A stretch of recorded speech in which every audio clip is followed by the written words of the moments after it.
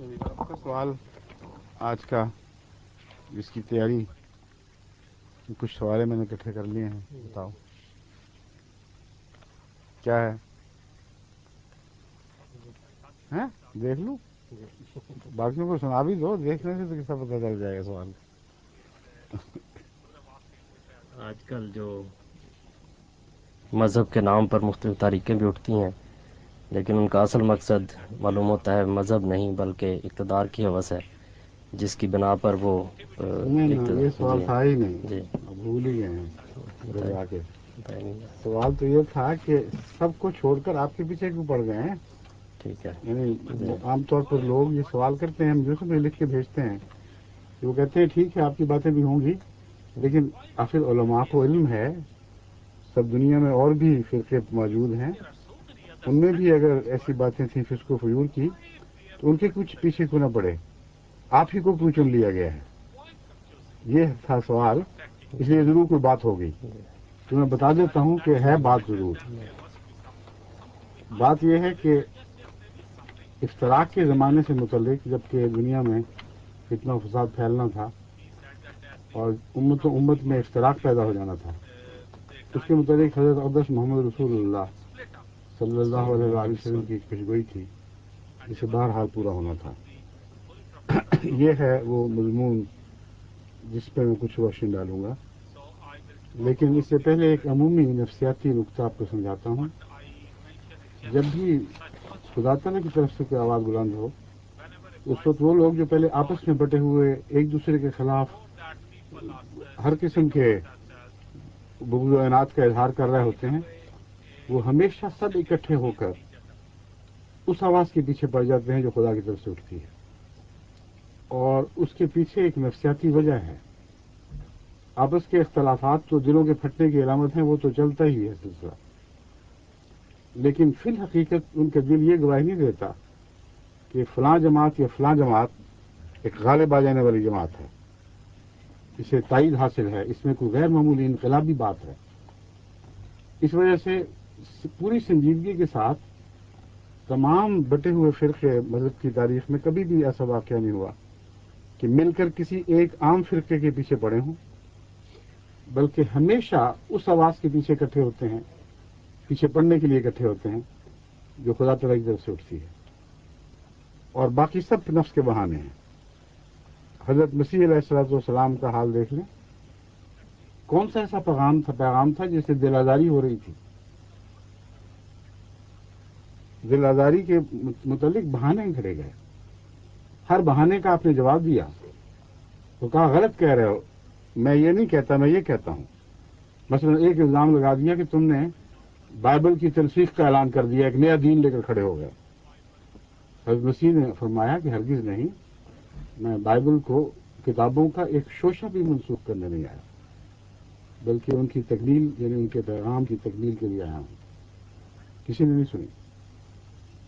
پھر یہ بہانہ بنا لیا کہ تم تو غلام ہو اس حکومت کے، یعنی رومن امپائر کے، ان کی تائید میں تم باتیں کرتے ہو، اور ہم تو ایسے مسیح کے انتظار کر رہے تھے جو تلوار لے کر اٹھے گا اور ساری قوم کو اپنے حاکموں پر غالب کر دے گا، یعنی کیا پلٹ دے گا زمانے کی۔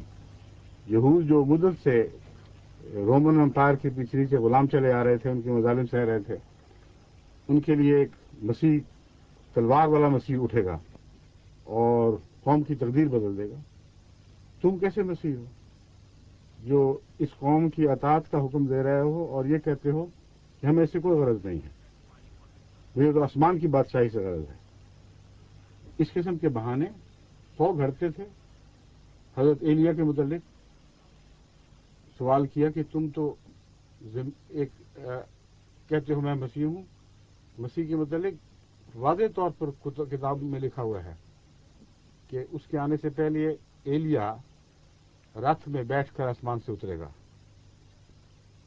وہ ایلیا کہاں گیا؟ کیا تم انکار کرتے ہو کتابوں کا؟ کیا ان کی پیشگوئیوں کو تسلیم نہیں کرتے؟ مسیح نے کیا جواب دیا؟ حضرت یحییٰ کی طرف اشارہ کرتے ہوئے، ان کا ذکر کرتے ہوئے فرمایا کہ یہ وہی ایلیا ہے جس نے آسمان سے اترنا تھا، چاہو تو قبول کرو، چاہو تو انکار کر دو۔ اور انہوں نے انکار کر دیا۔ بس دل آزاری کی باتیں انہوں نے بنائی تھیں، اور حضرت مسیح ایک روحانی پیغام دے رہے تھے، تاج کا پوچھتے تھے، وہ تاج کہاں گیا؟ ہمارے مسیح نے تو تاج پہن کر اترنا تھا، یعنی دنیاوی حکومت لانی تھی۔ آپ نے فرمایا میں تو آسمان کی بادشاہت کے لیے آیا ہوں، دنیاوی حکومتوں سے مجھے کوئی غرض نہیں۔ بین ہی یہی سلسلہ حضرت مسیح موعود علیہ الصلوۃ والسلام کی مخالفت میں جاری ہوا ہے۔ آپ سے بھی یہی سوال کیے گئے، آپ کو بھی انگریزوں کا غلام اور ان کا نمائندہ اور ایلچی قرار دیا گیا، آپ سے بھی مطالبہ کیا کہ آسمان سے اتر کے دکھاؤ۔ ہم تو جسم سمیت ایک آسمان سے اترنے والے کا انتظار کر رہے تھے۔ آپ پر بھی تمسخر اڑایا گیا کہ یہ غلام نبی، کبھی نبیوں غلاموں میں بھی نبی پیدا ہوتے ہیں جن کے بادشاہ کوئی اور ہوں۔ اور یہ سوال کرنے والے بھول گئے کہ حضرت یوسف علیہ السلام بھی تو ایک بادشاہ کے جو ایک غیر قوم سے تعلق رکھتا تھا اس کے ماتحت تھے، اس کے ہاں عہدہ قبول فرمایا، اور پہلے مسیح کے متعلق کیا جواب دیں گے؟ وہ کیسا نبی تھا؟ اس لیے جان بوجھ کر کرتے ہیں، یہ میں نہیں کہہ رہا کہ دھوکے سے کرتے ہیں، دھوکہ دینے کے لیے کرتے ہیں، علم ہے ان سب کو۔ بس سوال یہ ہے کہ مخالفت کی وجہ کیوں ہمیں چنا گیا ہے۔ دراصل مسیح کا پیغام بھی ایک بہت ہی نرم اور محبت کا پیغام تھا۔ وہ تو یہ تھا کہ اگر تمہارے گال پر ایک طرف کوئی تماچا مارے دوسرا گال آگے کر دو، اس سے کس کی دل آزاری ہو سکتی ہے؟ حضرت مسیح موعود علیہ السلام کا پیغام بھی یہی پیغام ہے۔ گالیاں سن کے دعا دیتا ہوں ان لوگوں کو، رحم ہے جوش میں اور غیظ گھٹایا ہم نے، تو اس سے دل آزاری نہیں، دل آزاری ایک بات سے ہے، اور وہ یہ ہے کہ جس طرح مسیح کے متعلق آپ کے دشمنوں نے پہچان لیا تھا کہ یہ زندہ پیغام ہے، اس نے لازماً غالب آ جانا ہے۔ اگر گفت و شنید اور دلائل کے ذریعے اس کا مقابلہ کیا گیا تو ہمارے مقدر میں شکست لکھی جا چکی ہے۔ ایک ہی علاج ہے کہ تلوار کے زور سے اس کا خاتمہ کرو اور اس کے ماننے والوں کو اتنے مصائب اور دکھوں میں مبتلا کرو کہ ان کا نام صفحہ ہستی سے مٹ جائے۔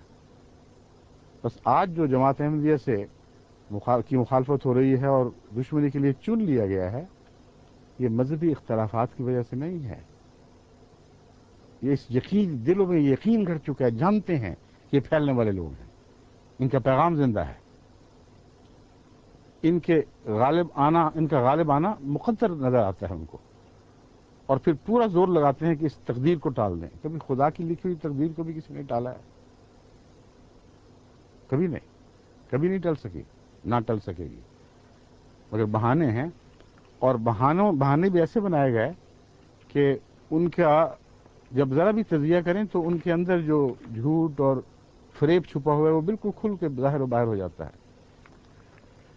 جہاں تک حدیث کے حوالے سے یہ مقدر تھا، میں آپ کو عرض کرتا ہوں، حضرت صلی اللہ علیہ وآلہ وسلم نے افتراق کی خبر دی۔ حضرت عبداللہ بن عمر بیان کرتے ہیں کہ حضرت اقدس حضرت صلی اللہ علیہ وآلہ وسلم نے فرمایا، میری امت پر بھی وہ حالات آئیں گے جو بنی اسرائیل پر آئے تھے، جن میں ایسی مطابقت ہوگی جیسے ایک پاؤں کے جوتے کی دوسرے پاؤں کے جوتے سے ہوتی ہے، یہاں تک کہ اگر ان میں سے کوئی اپنی ماں سے بدکاری کا مرتکب ہوا تو میری امت میں بھی ایسے بدبخت نکل آئیں گے۔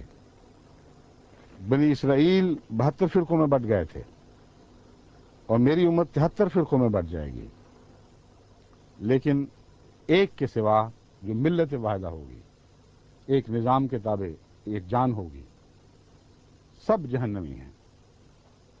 صحابہ نے پوچھا یا یہ ناجی فرقہ کون سا ہے؟ تو حضور نے فرمایا جو میری اور میرے صحابہ کی طرز عمل پر ہوگا، جس حال پر تم مجھے اور میرے صحابہ کو دیکھتے ہو وہی ان کا حال ہوگا۔ اس سلسلے میں کچھ میں گفتگو کر چکا ہوں، ان باتوں کو دہراتا نہیں۔ میں آپ کے سامنے اب یہ معاملہ رکھنا چاہتا ہوں کہ جب افتراق کی خبر دی تھی تو افتراق پہلے دکھائی دینا چاہیے، اور وہ ہے اور تھا۔ احمدیت سے پہلے آپس میں لڑتے تھے، ایک دوسرے کے گریبان پکڑتے اور ایک دوسرے کی عزتیں اچھالتے تھے، ایک دوسرے کے خلاف قتل کے فتوے دیتے تھے۔ میرے پاس ان فتوا کے پلندے ہیں، اتنے سخت فتوے دیے گئے ہیں ایک فرقے کے دوسرے فرقے کے خلاف کہ ان کا ذکر بھی میں مناسب نہیں سمجھتا، کیونکہ اس سے ہو سکتا ہے دلوں میں خام خواہ بے وجہ ایک دوسرے کے خلاف جان پیدا ہوں۔ لیکن ایک اور بات میں آپ کے سامنے رکھنا چاہتا ہوں کہ فی الحقیقت ان کو اللہ اور اس کے دین سے پیار نہیں ہے، صرف اپنی سربراہی سے پیار ہے۔ امت محمدیہ کو اپنی جاگیریں بنائے بیٹھے ہیں، اور خطرہ صرف یہ ہے کہ ہمارے مرید ہمارے استبداد سے نکل کر دوسروں کے پاس نہ چلے جائیں۔ جہاں سے یہ خطرہ دیکھتے ہیں اس کے پیچھے پڑتے ہیں۔ اگر اللہ اور رسول سے محبت ہو، سوچنے کی بات ہے، تو ان کو وہ جو خدا کو چھوڑ کر دنیا کی طرف دوڑ رہے ہیں ان کا کیوں غم نہیں لگ جاتا؟ جو اللہ کے فرمان سے پیٹھ پھیر رہے ہیں اور دن رات بدکاریوں میں مبتلا ہو رہے ہیں ان کا کیوں غم نہیں لگتا؟ باقی سب تفصیل تو ایک طرف، اگر چند باتیں بھی جو آج پاکستان میں ہو رہی ہیں یہ اپنے پیش نظر رکھتے تو ان کی راتوں کی نیند حرام ہو جاتی کہ ہمارے خدا کو چھوڑ کر خدا کی مخلوق محمد رسول اللہ کی طرف منسوب ہونے والی امت کس طرح دوڑی چلی جا رہی ہے۔ کبھی کسی مولوی کا بیان اس بارے میں نہیں دیکھیں گے، کبھی علماء کو گروہ در گروہ فیصل آباد اور لاہور اور کراچی اور ملتان اور حیدرآباد کی گلیوں میں دروازے کھٹکھٹاتے نہیں دیکھیں گے کہ اٹھو خدا کے لیے ان بدکاریوں کو چھوڑو، کیونکہ تم خدا کی طرف سے منہ موڑ گئے ہو، تم محمد رسول اللہ کی طرف پیٹھ پھیر گئے ہو۔ اگر سچی محبت ہو تو یہ رد عمل ہونا چاہیے۔ میں مثالیں آپ کے سامنے رکھتا ہوں کہ کیا ہو رہا ہے پاکستان میں اور بہت سے ملکوں میں، صرف پاکستان کی بات نہیں ہے، ہر طرف اس کو فجور پھیل گیا، کہیں کم کہیں زیادہ۔ ظاہر الفساد فی البر والبحر کا نقشہ نظر آتا ہے۔ جس کو اللہ سے محبت ہو اس کو ہمیشہ گناہ دیکھ کر تکلیف ہونی چاہیے۔ ہم تو یہاں یورپ میں جب دیکھتے ہیں تو دل کٹ جاتا ہے، اور ان کے لیے بھی ہم یہی کوشش کرتے ہیں، مجالس لگاتے ہیں، ان کو سمجھاتے ہیں، ان کے متعلق کتابیں لکھی ہیں، تقریریں کی ہیں، خدا کے لیے سنبھلو۔ اور یہ وہی پیغام ہے جو قرآن نے بار بار اہل کتاب کو دیا کہ تم ہمیں نہ مانو، اپنے دین پر تو عمل کرو، بدکاریوں میں کیوں ملوث ہو؟ اگر تم سچے ہو تو جس کتاب پر ایمان رکھتے اس پر کیوں عمل نہیں کرتے؟ یہ پیغام لے کر کیوں نہیں اٹھتے یہ لوگ؟ اگر دین سے محبت ہو تو ان حالات میں جو ملک خصوصاً پاکستان میں اس وقت رونما ہو رہے ہیں، ان کی تو راتوں کی نیندیں حرام ہو جانی چاہیے تھی۔ ایک چھوٹا سا اقتباس خلاصتاً آپ کے سامنے رکھتا ہوں۔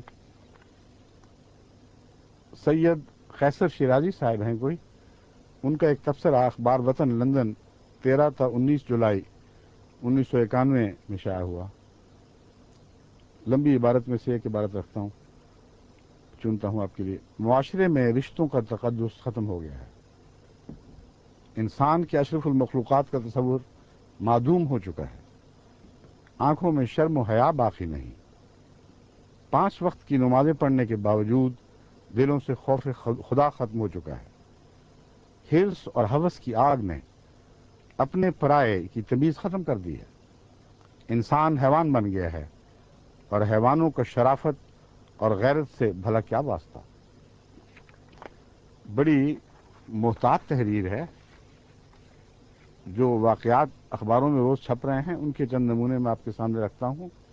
تفصیل بیان کرنے کی تو مجھ میں طاقت نہیں ہے، لیکن چند نمونے آپ کے سامنے رکھتا ہوں تاکہ آپ کو یاد آئے کہ ہو کیا رہا ہے، جس سے یہ سارے علماء غافل ہیں جن کو تمام تر خطرات اسلام کے لیے صرف احمدیت میں نظر آ رہے ہیں۔ ہر دوسرا خطرہ نظر سے اوجھل ہے، یا دیکھتے ہیں اور اندھوں کی طرح دیکھتے ہیں، دیکھ نہیں رہے کہ کیا ہو رہا ہے۔ عورتوں اور بچوں پر جنگ، لاہور 26 مارچ۔ شوہر اور 5 بچوں کے سامنے عورت کی اجتماعی آبرو ریزی، یہ عنوان ہے اسلامی مملکت میں۔ انا للہ و انا الیہ راجعون۔ پاکستان میں 2000 عورتیں حدود آرڈیننس کے تحت جیلوں میں بند ہیں۔ جنگ، لاہور 14 فروری۔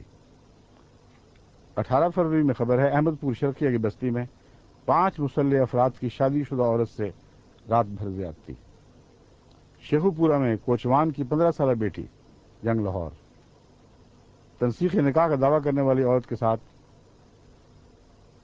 کتنے روز تک زیادتی ہوتی رہی؟ جنگ 1 مارچ، یہ کیسی تیری بستی ہے؟ ماں کو بیٹی سمیت بے آبرو کر دیا گیا، جنگ 4 مارچ 1992، اور پھر ان کے 2 معصوم بچے ان کے سامنے قتل کر دیے گئے۔ شور کوٹ، مسلح افراد نے نوجوان لڑکی کو یہ کیا اور وہ کیا۔ روزنامہ جنگ لاہور 18 مارچ، جنگ لاہور 27 جون 1992، 4 درندہ صفت افراد کی شادی شدہ عورت سے زیادتی۔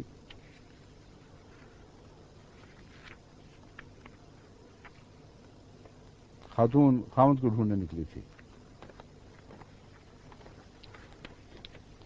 رمضان مبارک کا احترام آرڈیننس بن رہے ہیں، زبردستی نمازیں پڑھانے کی باتیں ہو رہی ہیں، اور عملاً دنیا میں ہو کیا رہا ہے اس کے نمونے دیکھیے۔ لاہور میں رمضان کے دوران زیادہ شراب فروخت ہوئی، غیر مسلم پرمٹ پر شراب خرید کر مہنگے داموں مسلمان شرابیوں کے ہاتھ فروخت کرتے ہیں۔ آگے سنیے، کسی احمدی کے نام پر کوئی پرمٹ نہیں، یہ لکھنے پر مجبور ہو گئے ہیں تاکہ لوگ یہ نہ سمجھیں کہ شاید احمدی غیر مسلم کہلاتے ہیں، ان کے پرمٹوں پر یہ کاروبار ہوگا۔ کسی احمدی نے کوئی ایسا کاروبار نہیں کیا۔ ہوٹلوں کی نسبت گھروں میں شراب زیادہ پی جاتی ہے، شراب پر پابندی کے باعث ہیروئن کا استعمال بڑھ گیا۔ حیران ہوں، دل کو روں کہ پیٹوں جگر کو میں، ایک برائی کو روکنے کی کوشش کرتے ہو دوسری ابھر آتی ہے، اس لیے کہ خدا اور اس کے دین سے محبت نہیں ہے۔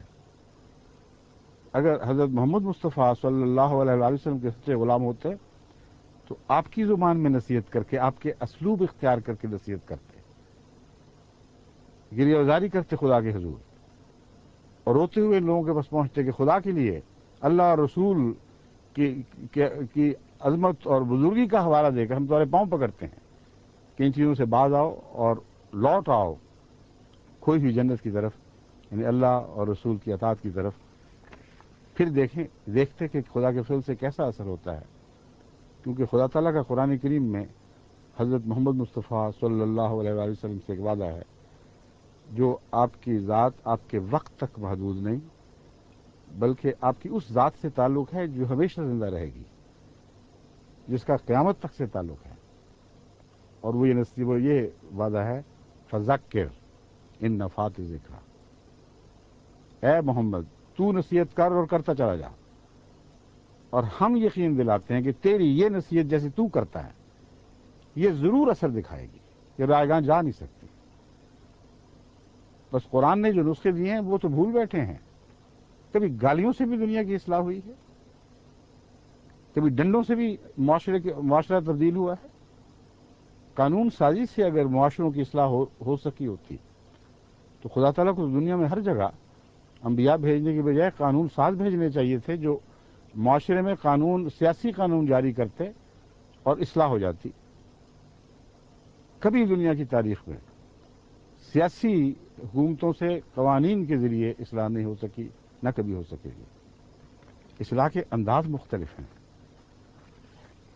اصلاح میں اگر ڈنڈا بازی کا مضمون شامل ہوتا تو قرآن کریم اللہ تعالیٰ حضرت صلی اللہ علیہ وسلم کو مخاطب کر کے یہ کیوں فرماتا،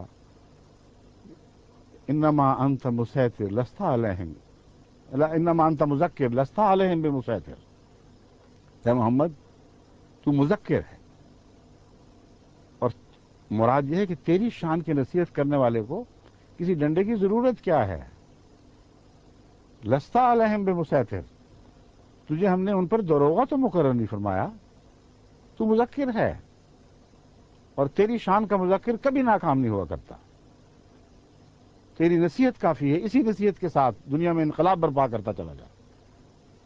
یہ وہ پیغام نہیں ہے جو 1400 سال پہلے رہ گیا ہے، پیچھے رہ گیا ہے، یہ وہ ہے جو قیامت تک اسی طرح جاری و ساری رہے گا، اور اس آیت کے اثر اور اس کے منطوق کو دنیا کی کوئی طاقت زائل نہیں کر سکتی۔ اور رنگ وہ اختیار کریں، نصیحت کا وہ رنگ پکڑیں جو حضرت اقدس محمد مصطفیٰ صلی اللہ علیہ وسلم کا رنگ تھا۔ اب عید الفطر کا جشن کیسے منایا جا رہا ہے؟ रोजनामा डेली रिपोर्ट 18 अप्रैल 1992 में लिखा है, ईद उल फित्र के मौके पर शराब और शबाब की महफिलें, रक्कासाओं पर नोटों की बारिश, अमीरजादों की रंगरलियां। एक ये ईद मनाई जा रही थी उन लोगों के मुतालिक जिनके मुतालिक हर मेंबर से उलमा उठकर ये दावे करते हैं ये मुसलमान है, ये मुसलमान है, ये मुसलमान है, और जिनके मुतालिक कहते हैं ये काफिर हैं, ये काफिर हैं, ये काफिर हैं। उनकी ईद ये थी कि हर साहिब तौफीक ईद वाले दिन जो कुछ उसको मिला लेकर अपने गरीब हमसायों बल्कि दूर तक गरीबों के घरों पर तक जा पहुंचा। जहां अपने बच्चों को कुछ खिलाया वहां उनको भी खिलाया, जहां अपने बच्चों को कुछ पहनाया उनको भी पहनाया। ये वो ईद है जो हकीकत में हजरत मोहम्मद रसूलुल्लाह सल्लल्लाहु अलैहि वसल्लम की ईद थी, और ये गैर मुस्लिम है। सोचते नहीं, ना आवाम को सोचने देते हैं। मुसीबत ये है, उन तक बात नहीं पहुंचने देते। जानते हैं कि जब सच पहुंचेगा जरूर उनके दिलों पर काबिज हो जाएगा। ये है सारा झगड़ा बीच में, लेकिन इन बातों का गम कोई नहीं है। इस्लाम को नुकसान पहुंच रहा है, इनको क्या फर्क पड़ता है। माशी बदहाली का ये हाल हो गया, कर्जों का बोझ 4.5 अरब से बढ़कर बजट का खसारा कम करना मुमकिन नहीं रहा। सत्ताज अजीज साहब का बयान है। रिश्वत सतानी का दौर दौरा है। जंग लाहौर 12 अप्रैल 92। इनकम टैक्स से मुक मका पॉलिसी, ये मुक मका मुहावरा उनका है। जंग लाहौर 10 मार्च। रिश्वत और बदगुनवानी के उन्वान के तहत रोज अखबार में जहां जिस जगह आप अखबार उठाकर देखें यही खबरें आपको नजर आएंगी। मैं तो अखबार देखता हूं तो दिल कट जाता है, देखने का दिल नहीं चाहता। काला हुआ है। किसके अमालनामों से? उनके अमालनामों से जिनको कहते हैं ये सच्चे इस्लाम के अलमबरदार हैं। मैं तान नहीं कर रहा, मैं इस दुख में मुब्तला हूं। हजरत अक़दस मोहम्मद रसूलुल्लाह सल्लल्लाहु अलैहि वसल्लम से अगर ताल्लुक है तो हमें जो कुछ कहना है कहो, अपने अमाल तो दुरुस्त करो, इनका तो गम करो। लेकिन इनका कोई गम नहीं। पुलिस के किरदार के मुतालिक वो हश्र करूंगा कि जमाना देखे, ये थानेदार साहब का ऐलान एक मजलूम खातून को बरहना करने पर किया जा रहा है।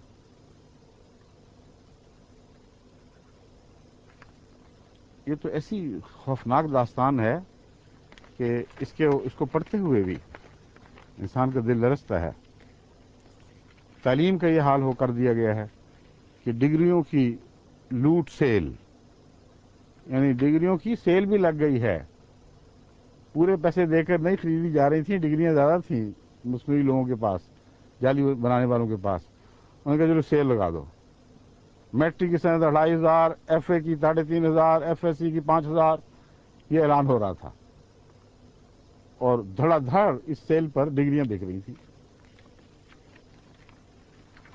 सवाल यह है कि इससे इनके दिल ठंडे हो गए हैं क्या? अहमदियों के खिलाफ मुहिम्मात चलाकर इनको दीन से बाहर करार देकर या बाहर फेंक कर इनके दिल ठंडे हो गए? हरगिज नहीं। वजह यह है कि जो इफ्तराक हमेशा के हों वो यूं दिल से निकल नहीं जाया करते। इसीलिए जमात अहमदिया ने 1984 में 74 में जब ये असम्बली में मामला पेश हो रहा था, असम्बली के मेंबरान के सामने बसदमन्नत ये बात अर्ज की थी कि देखो हम तुम्हें बार बार तवज्जो दिलाते हैं कि रास्ता न खोलना। एक दूसरे को इज्तिमाई तौर पर कौमी फैसलों के जरिए काफिर करार देने का सिलसिला जो शुरू होगा तो फिर ये बंद नहीं होगा। जैसे अंग्रेजी में पेंडोरास बॉक्स का खुलना कहते हैं, वैसी कैफियत हो जाएगी और फिर तुम चलते चले जाओगे इसमें। और खुसूसियत से शियों को मुतनबे किया गया था कि तुम जो साथ बैठे हुए कल तुम्हारी बारी आने वाली है। अब सिपाही सहाबा का किस्सा देख लें, लेकिन वो फर्क अपनी जगह फिर भी कायम है। किसी एक फिरके के खिलाफ सारी उम्मत इकट्ठी नहीं होती। ये वाकया एक ही दफा के लिए मुकद्दर था और हजरत अक़दस मोहम्मद मुस्तफ़ा सल्लल्लाहु अलैहि वसल्लम ने जो फरमाया था कि तफरीक हो जाएगी, پہلے تفریقہ ہوگا، پھر تفریق ہوگی. تفریقہ ہوگا تو 72 فرقوں میں بڑھ جاؤ گے. جب تفریق کا وقت آئے گا تو ایک امت واحدہ ایک طرف ہو جائے گی اور باقی سب ایک طرف ہو جائیں گے. وہ وقت آ گیا ہے. اب یہ ہے کہ قلوبہم تعصبہم جمیعا و قلوبہم شتیٰ. تم ان کو اکٹھا سمجھ رہے ہو، اکٹھے نہیں ہوئے. صدیوں کے بغض بھلا چند دنوں میں طے ہو سکتے ہیں، یعنی مٹائے جا سکتے ہیں. جماعت کے خلاف جو کچھ کرنا تھا کر چکے.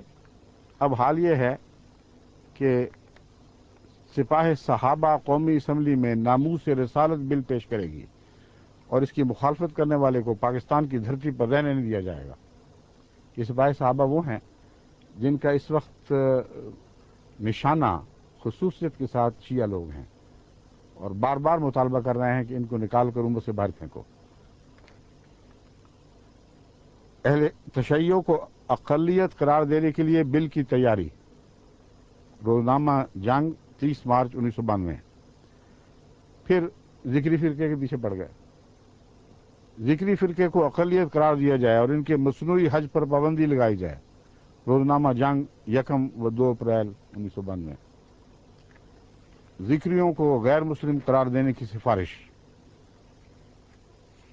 علماء نے مل کر، کئی مسلک کے فکر کے علماء نے مل کر یہ ایک سفارش تیار کی ہے کہ ذکریوں کو بھی امت محمدیہ سے باہر نکال کے پھینکا جائے.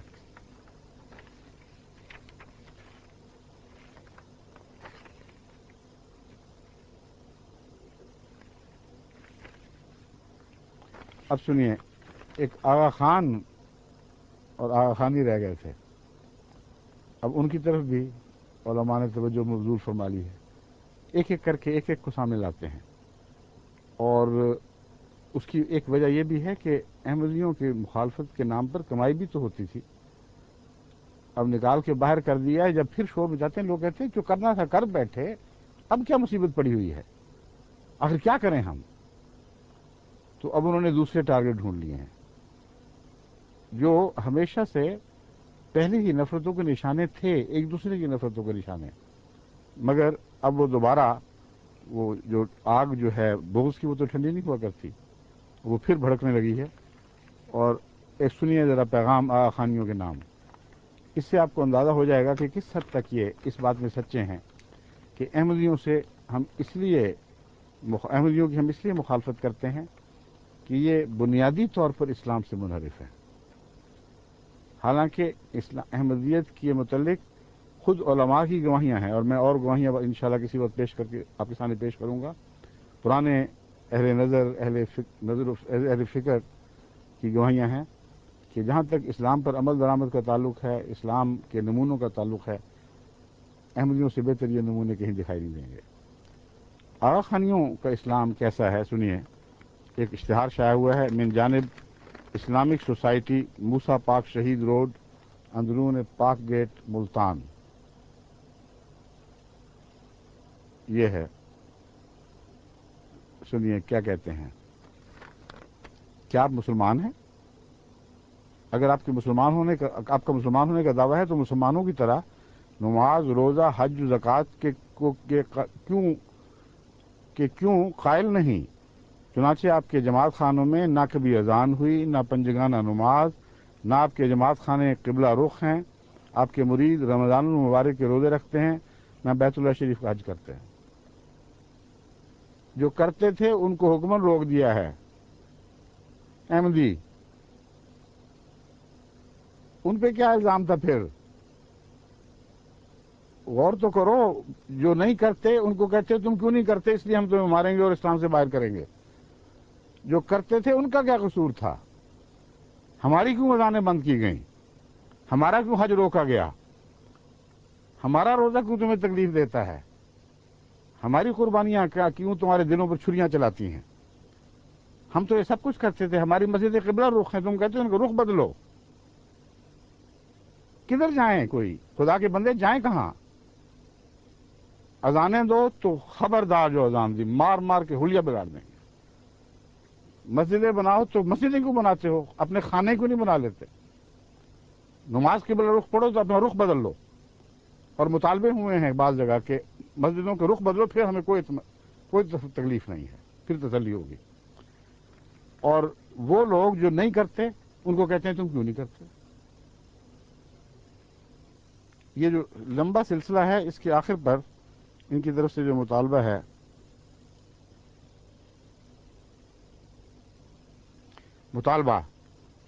جماعت خانہ کو مسجدوں میں تبدیل کیا جائے. جماعت کے ساتھ مطالبہ، مسجدوں کو جماعت خانوں میں تبدیل کیا جائے. نصاب تعلیم جو جماعت خانوں میں پڑھایا جاتا ہے اس میں اسلام کی بنیادی ارکان شامل ہوں. ایم ڈیوں سے مطالبہ، اپنے نصاب تعلیم سے اسلام کے بنیادی ارکان نکال ڈالو. گنیان کی بجائے قرآن کریم پڑھا جائے. ہمیں کہتے ہیں قرآن کی بجائے کچھ اور پڑھ لو. بتائیے اس میں کہاں سچائی ہے؟ کوئی تقوی کا ادنا سا بھی عنصر آپ کو اس میں دکھائی دیتا ہے؟ جواب آگے جا کے دیے جائیں گے. مجھے جواب دیں یا نہ دیں، قیامت کے دن خدا کے حضور پیش ہونا ہے اور آپ کا یہ دوہرا کردار آپ کے منہ پر کھڑا ہوگا. اللہ توفیق عطا فرمائے، عقل دے قوم کو، اور سمجھ دے کہ جو سچے ہیں ان کے ساتھ ایسے بے وجہ دشمنی نہیں کیا کرتے، اس کا نقصان پہنچتا ہے. اللہ تعالیٰ آپ کو عقل اور سمجھ دے اور صداقت کی طرف خود آپ کو ہدایت عطا فرمائے. السلام علیکم ورحمۃ اللہ وبرکاتہ. خدا